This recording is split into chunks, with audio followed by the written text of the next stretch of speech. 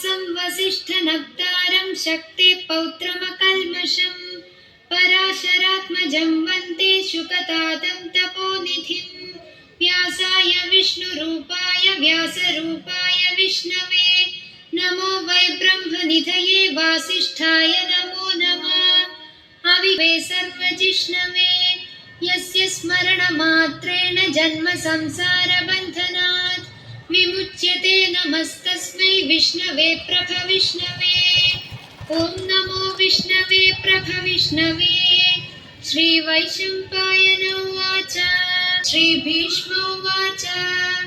जगत्प्रभुं देवदेवमनन्तं पुरुषोत्तमं स्तुवन्नाम सहस्रेण पुरुषः सततोत्थितः तमेव चार्चयन् नित्यं भक्त्या पुरुषमव्ययं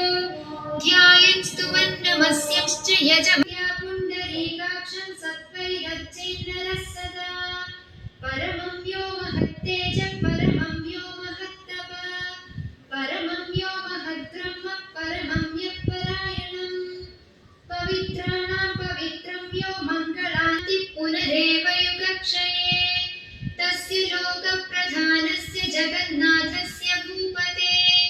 विष्णोर्नाम सहस्रं मे शृणु पापभयापहम्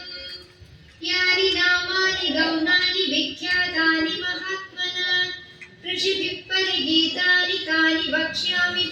त्रिसामाहृदयं तस्य शान्त्यर्थे विनियुज्यते विष्णुं जिष्णुं महाविष्णुं प्रभविष्णुं महेश्वरम् अनेकरूपदैत्यान्तं नमामि पुरुषोत्तमम् अस्य श्रीविष्णोर्दिव्यं शुद्धोऽभानुरिति बीजं देवकीनन्दनसृष्टेति शक्ति उद्भवक्षोभणो देव इति परमो मन्त्रः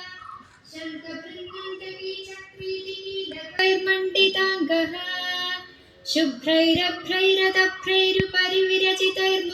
शुभ्रैरभ्रैरतभ्रैरुपरिविरचितैर्मुक्तपीयूषवर्षैः प्रानन्दीन पुनीयादरिनलिनगता शङ्खपाणिर्मुकुन्द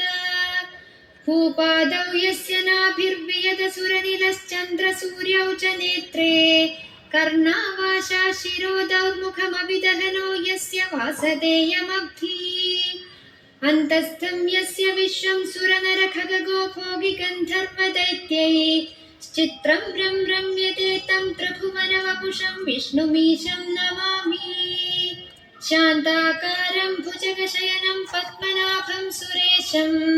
विश्वाधारं गगनसदृशं मेघवर्णं शुभाङ्गं लक्ष्मीकान्तं कमल